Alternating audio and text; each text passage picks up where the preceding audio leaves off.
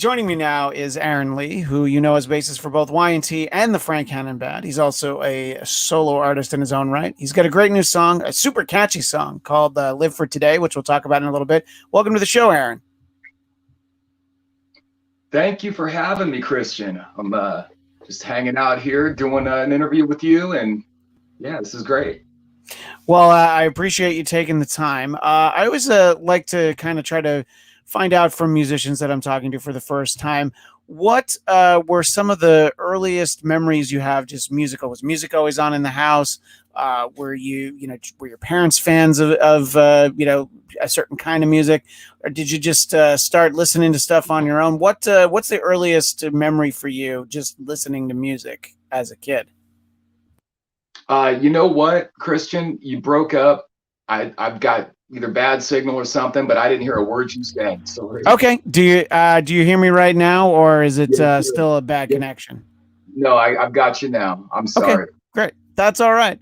So, what I always like to ask musicians I'm talking to for the first time, what were some of the earliest memories you have as a kid just listening to music? Were there bands your parents was a big fan of, a certain kind of music? What do you remember sort of musically going all the way back to being a kid? Some of the earliest things, like I remember the first time I heard "Nobody's Fault But Mine" by Led Zeppelin. I must have been like 4 years old, 5 years old.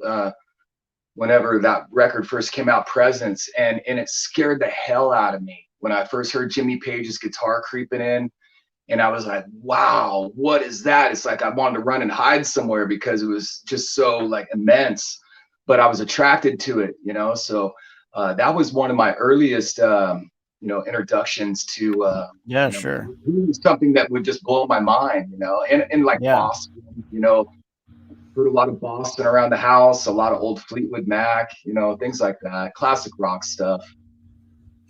Yeah, well, it's interesting you mentioned Fleetwood Mac. I was going to bring this up a little bit later, but your new song, it's part of an EP that you did, and I noticed that the Fleetwood Mac song that you cover on that album, sorry, on your EP, it's not a particularly well known song, Jewel-Eyed Judy, and it's sort of like from the very early period of Fleetwood Mac. It's like I was reading a little bit, doing some background before I was going to talk to you.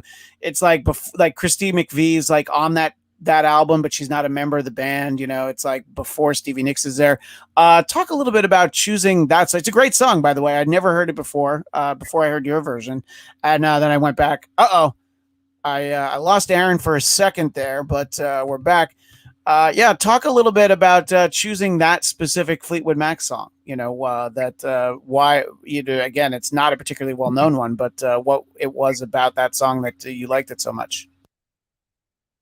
Well, it's another one of those early listenings when I was really young that just it caught my ear and it stuck with me my whole life of how much I love that song. And yeah, you're right. It's from a very early record. I think it was like 1970 when it came out. And actually, Christine McVie did the artwork on that record, and she played a little bit. Cool. Of keyboard. Yeah. So, it was a song that really just stuck around in my mind for my whole life. I've always loved it. Thought I could do a pretty good rendition of it. I kind of approached it more of like if like T-Rex took the song and did something with it, So yeah, that it was just one of those things. I just grabbed it and thought maybe I could bring this to light and let people hear my version, and then we'll go back and listen to the original. Yeah, no, definitely. I think, and that's exactly what I did. That's what I did this morning. I wanted to hear the original, and it's funny because I enjoy listening to music, but I'm not musically inclined. And if I were to play the music that I heard a lot growing up in my house, it would be my mom's 8 tracks of Barry Manilow and John Denver. So I think it's great for the world. Not that they're not very talented songwriters, but I don't think anybody needs to hear me covering any of the songs that my mom used to listen to when I was a kid. I think your parents had much better taste than my mom did. Yeah. No, there was a lot of good music floating around the house constantly, and I was being challenged, because when I started to get into what I liked, which was Kiss, when I got into Kiss at around 10 years old, Kiss Alive 2 just blew the roof off for me, and then my stepdad, he would be like, oh, nah, not Kiss, man. Listen to Journey, you know. So, and that was, I think that was at the time when the Departure record, Journey Departure, was out, and I loved Journey.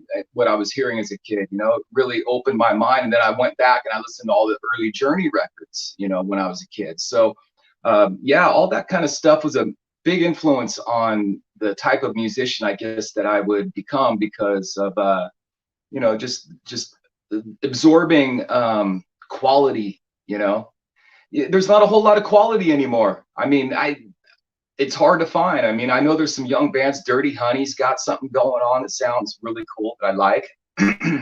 Rival Sons, you know, kind of an older but newer band that I really dig. I'm getting into the Licorice Quartet, which is a couple guys that used to be in the band Jellyfish. They put out some new stuff. There is new music out there that's really great, but there's just a lot of stuff, man. I can't wrap my head around and relate to. Yeah, I mean it's you know there's so much out there which is great, but it's so hard to sort through it and obviously to get attention for it. And I'm sure that you're finding that, you know, getting people to notice that you're putting out this new music.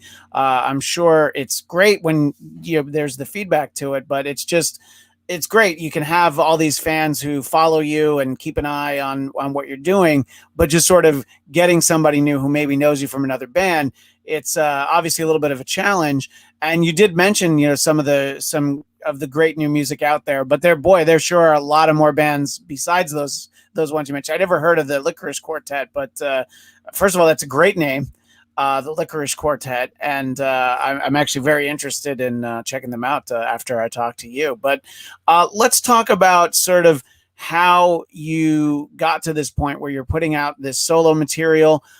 You've been a part of Y&T for I think about 5 years now. I was reading about you, and the first show you played was a place I've been to many times at the Canyon Club in Agora Hills, just a little bit up the 101 from here. So you've been with that band for a while, and you're also in Frank Hannon's band. And how did you get to know Frank? He's a great guy. I've had him on this show. Had Brian Wheat on a couple times from Teslas too. They're all great guys. How did you get to know Frank, and how did you end up playing with him in his solo band?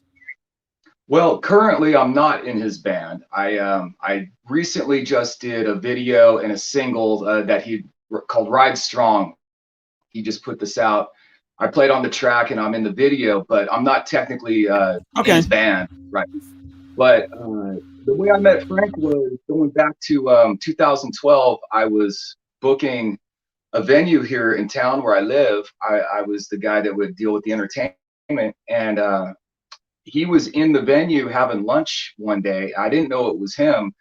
I kind of just turned around and he was standing behind me with his kids, and I kind of said to my buddy who was with me, I said, "Hey, is that Frank Hannon? Kind of looks like Frank Hannon." He goes, "Yeah, that's Frank." So I just, you know, just had it started. I introduced myself, started having a little chat with him, and he asked me, you know, told him I was a bass player, asked me what kind of gear I was playing out of, who I like to listen to, you know, and then he got my number. And then I'd say about a month later, he's out on the road with the Scorpions. I get a phone call.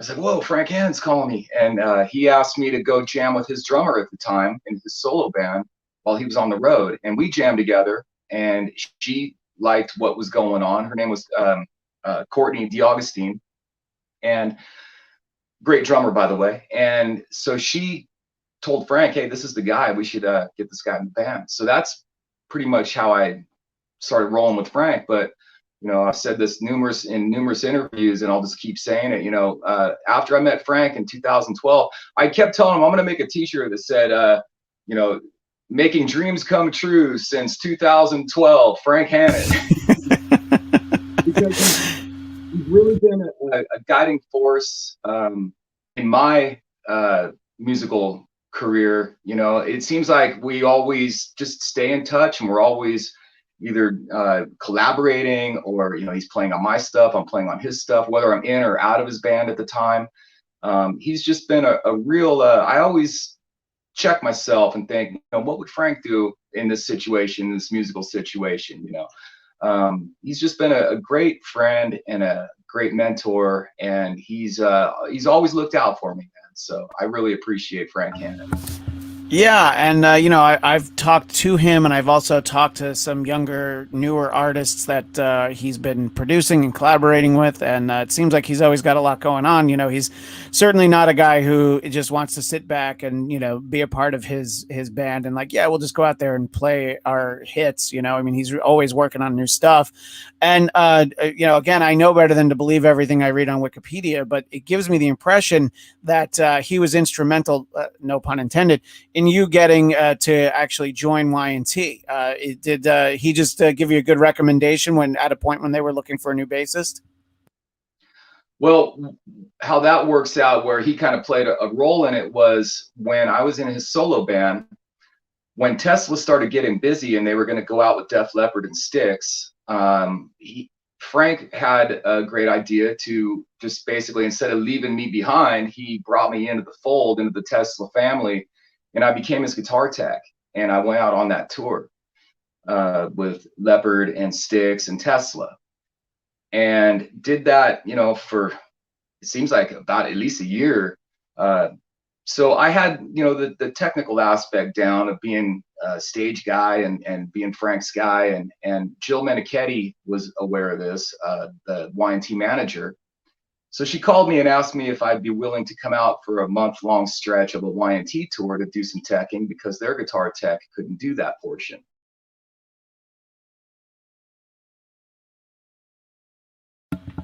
We're experiencing a little bit of a lag there, but yeah. So you started out doing some teching for Y&T, and looks like Aaron is a little frozen, but I think we've caught up now. It's the nature in doing things these ways over the internet. So you, where we left it before you froze, was that you started teching for just a little bit of a tour for Y&T, and what happens from there? Yeah, so I did 30 days with Y&T as a guitar tech, and then I just basically, thought that was the end of that. And about 2 weeks later, I get an email from Jill asking if I'd be interested in possibly joining the band. And I think that was just stemming from that they knew I could play. They already knew that I could play bass. They knew I could do the job. It was just a matter of, could we travel together? Could we hang together, as people? And so they made the offer, and I, of course, jumped at it, because Y&T's been one of my favorite bands since I was a teenager, 14, 15 years old. So dreams come true. Yeah, and that must be great. I mean, because look, getting to guitar tech for that band is a pretty cool gig in its own right. But then actually getting to play with this band that at that point, I don't know, they've got like 30 some odd years of history. That must have been great. And I know that Y&T have sort of an interesting, chapter of their pandemic history, is that you guys were out on a fairly big tour, and you almost snuck it in. You got, from what I was reading, you had to cancel just the last few dates, but you'd been out there a lot, and then just all of a sudden, I guess the pandemic put the brakes on the Y&T tour, and that kind of just left you at home, right? Correct. Yes, that's what happened. And we got lucky in that situation, because we got to basically, we finished the tour except 3 shows. But yeah, so, of course, everyone thought that maybe things would just get back to normal quickly, as we were told, but that didn't happen. So I'm sitting around thinking, well, what am I going to do? Well, I got to stay creative. So that's what sparked to put out a single, and then another single, and then another single, and then compile some songs together to put out on a physical product, which is the CD, the EP that I just put out, self-titled. And for me, it's like, what am I going to do? Sit around and just hang out, pet the cat? I don't know. So I walk 20 feet down the hallway and I can start recording, so I'm lucky in that way. But that's where it started to, I started to just let this music come out, kind of got on a roll here. So Yeah, and I've talked to a lot of musicians over the last year that you had wanted to do some solo stuff, but you were always, sort of the catch-22. You were too busy being out on the road with Y&T. So suddenly you have the time, and you put out these great songs for the EP. I want to talk to you about "Live for Today." That's the current song that's out right now. It's not a cover of the Grassroots song "Live for Today." Not that that wouldn't have been cool, but I think that it's a great song, and as I mentioned in the intro, it's incredibly catchy, and I mean that in the best way possible. I mean, it's look, you can hear a lot of new music that doesn't have a great chorus and a great hook, and I think this has both. Talk about writing that song in particular and what the inspiration was for it. Well, I had the music for a little while, and I was, for me, the hardest thing to do when writing is writing the lyrics. It's always been difficult. So what started to come out was just basically, in my situation, I just started looking around and thinking, well, here I am today.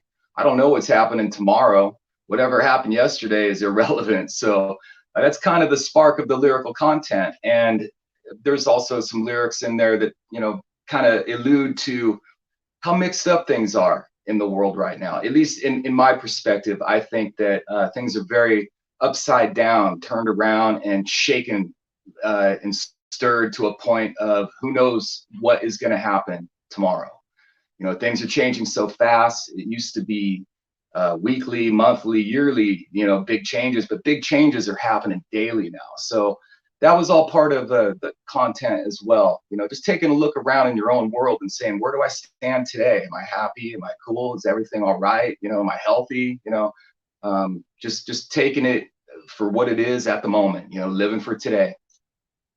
Yeah, and I think that it's a great message because I mean, this was fairly early in the pandemic. I realized that the last thing I should ever be doing is watching or reading anything that's news before I go to bed, because then I'm not going to be able to sleep. Because it's like you're saying, it's not like everything changes day to day. Now it's like hour to hour. The world is so crazy, and it's you like to have those moments where you're like, oh, things feel okay right now, things feel better now than they did a little while ago. You hope that we can have a great summer and all that, but boy, yeah, you're never really prepared for what it is. And I think it's interesting because you have another song on the EP called Insanity, and that's kind of a similar idea of just sort of getting away from everything, right? Yeah, it's kind of like, if you could just pack up your life and, get off this planet. uh, Yeah, well, yeah, there's a few guys who can get off this planet. Jeff Bezos and Elon Musk. They're sending people into space. I don't think I can afford the ticket, but there's something to be said for this is the time in life where it's like, well, now all of those like science fiction that you saw like as a kid about people having to leave Earth behind and move on to colonize Mars or something crazy. You're like, oh no, I kind of get it now. It's as crazy as it seemed when I was a kid. Yeah, and I think that it's a great message, kind of in both of those songs. It's I think a way a lot of people feel right now. In reading about the solo music you put out, I don't know if it was just the Insanity song or it was the album on the whole, but I was reading that you not only sang but you played all the instruments, at least on some of the songs, right? yeah, I played everything except on Insanity. Frank Hannon played the guitar leads and the guitar stabs, in the beginning and stuff. And also on Live for Today, Frank played on that one as well. It was kind of like when I did Ride Strong, he already had a bass track on his song and he sent it to me and I was like, wow, this is a cool tune. He said, well, I want you to play bass on it. I said, but man, your bass sounds great. Just leave it. He goes, no, but I want Aaron Leigh to play on it. So I was like, well, what am I going to say? No. So of course I played on it. And then I had sent him Live for Today, which didn't have any guitar solos.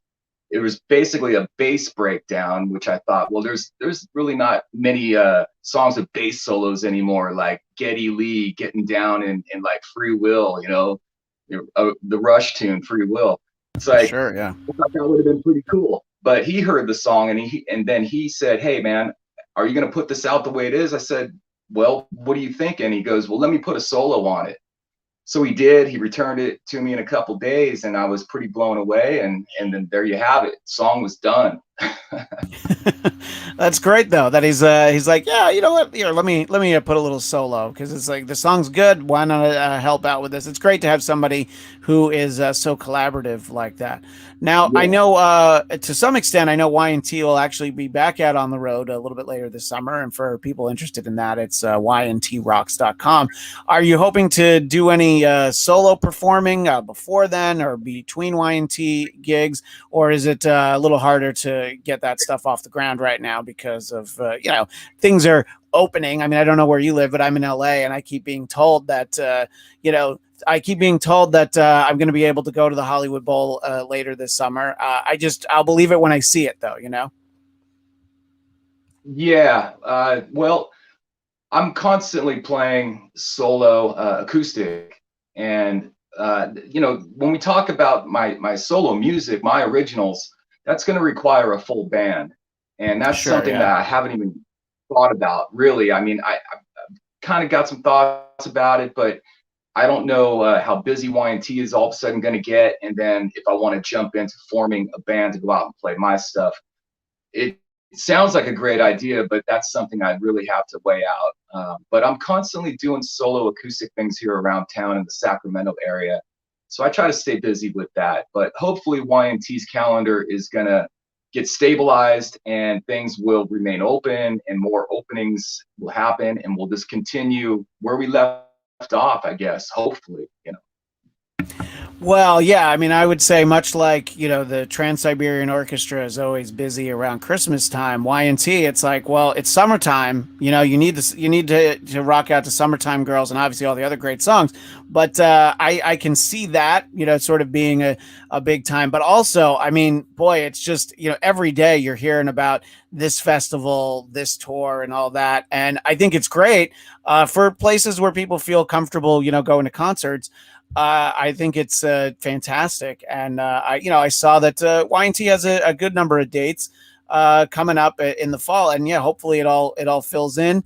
But that's great though that you get to. So when you play acoustic, is it you can do some of your originals, or is that just mostly kind of is it a little bit of covers, a mixture? How do you do that when you do the acoustic shows?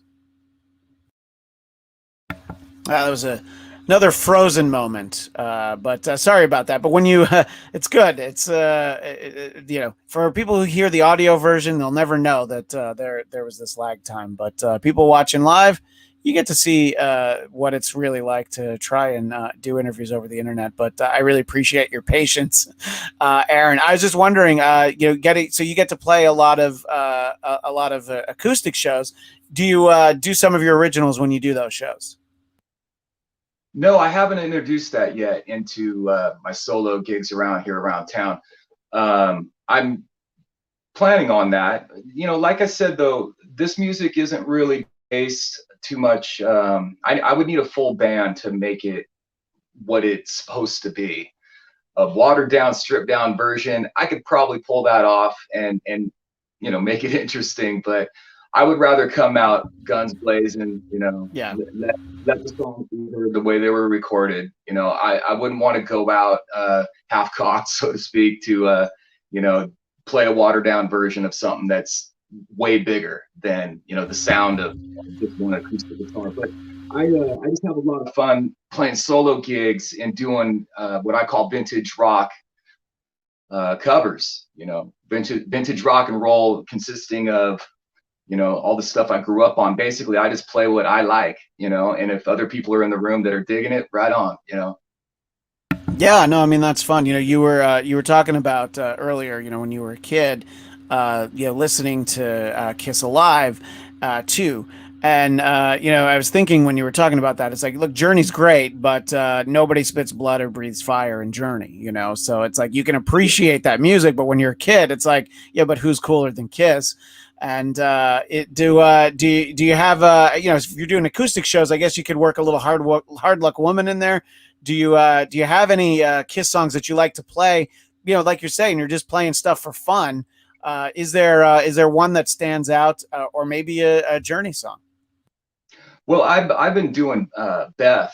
in my acoustic set, which translates to acoustic very well. But a Journey song, no, I cannot Yeah. sing like Steve Perry.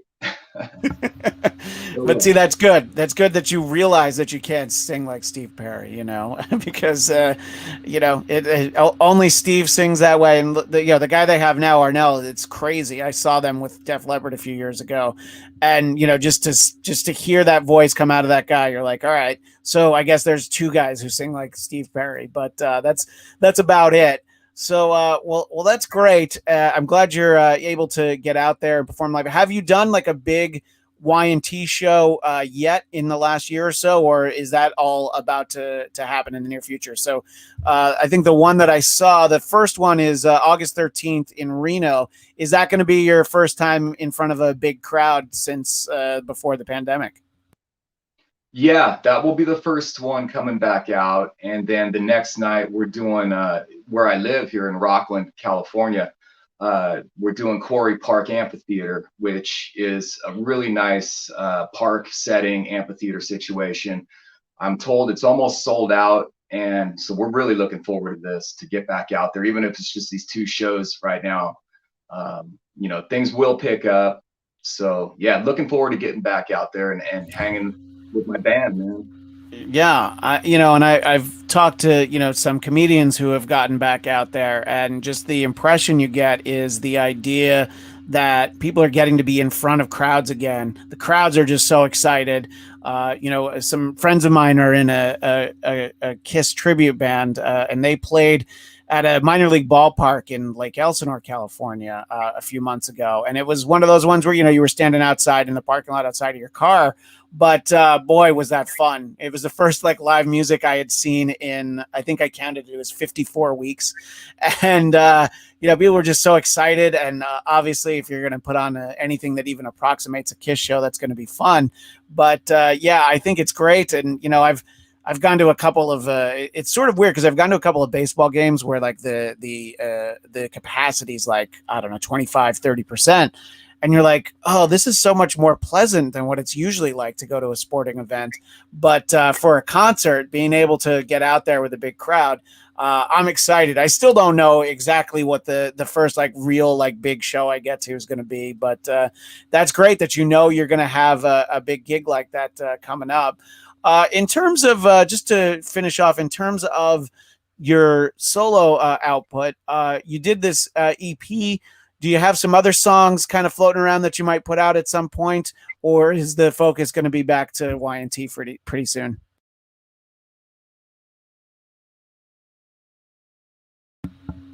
It's another another frozen moment, but at least he's got a very cool background. He's got the guitars behind him and a nice American flag painting.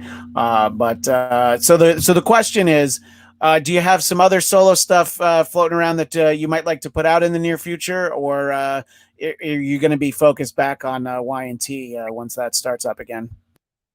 I think I'm just going to keep putting things out as they come. I'm a guy that I take one song and I'll work that song until it's finished, and then I start another one. I like Yeah. to concentrate on one thing and make that what it's going to be, so I can move on and do the same. It's process, but I think I'll continue to release music.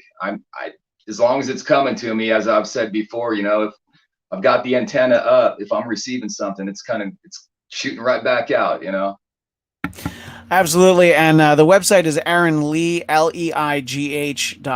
So that's where everybody can find out about the new music and anything else that's coming out. Aaron, it's been great chatting with you. I really appreciate you taking the time to talk to me, and also appreciate you working through the technical issues. That's always much appreciated. It's all good. Thank you, Christian. And I'd like to add that if you do go to aaronleigh.com, you can listen to Live for Today on the website. You can stream it from there. And you can also purchase a download if you like the song and you want to continue to play it in your car or on your phone or wherever. And all streaming platforms is June 25th when it comes out everywhere. Great. So you'll be able AaronLeigh.com. to hear it that way. That'll be great. So June 25th, AaronLeigh.com. Thanks again for your time, Aaron. I really appreciate it. Thank you, Christian.